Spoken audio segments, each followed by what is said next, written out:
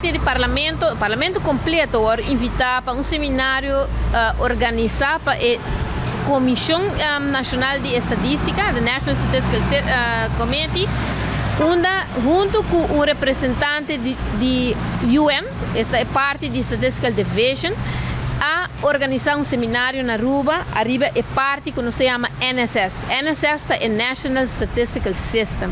Na papiamento é Sistema Nacional de Estatística. Agora, nós por pensar que de Central Bureau de Estatística existir e toca bem com um NSS, esse sistema assina.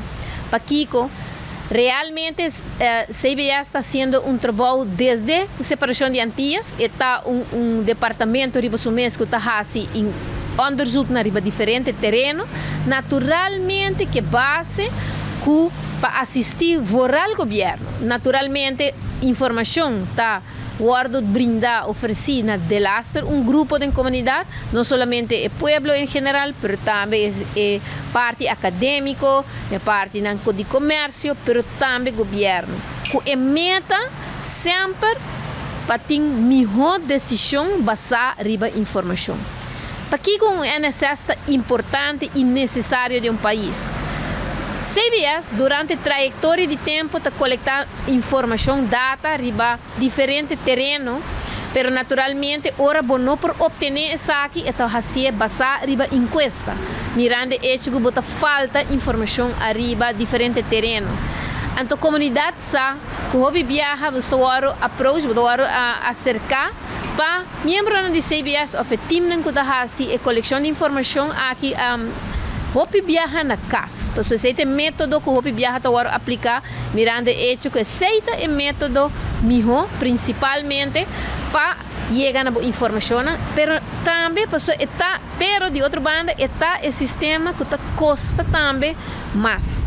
E pensei sistema de NSS.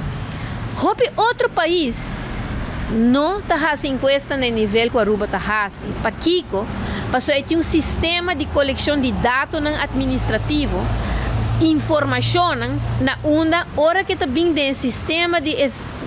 Sistema Nacional de Estatística, está convertir em local netamente é vista estatística, statistics. Passou em coleção de dados, o departamento de governo está fazendo. Incrivelmente, o data existe durante simplesmente exercimento de trabalho no setor público.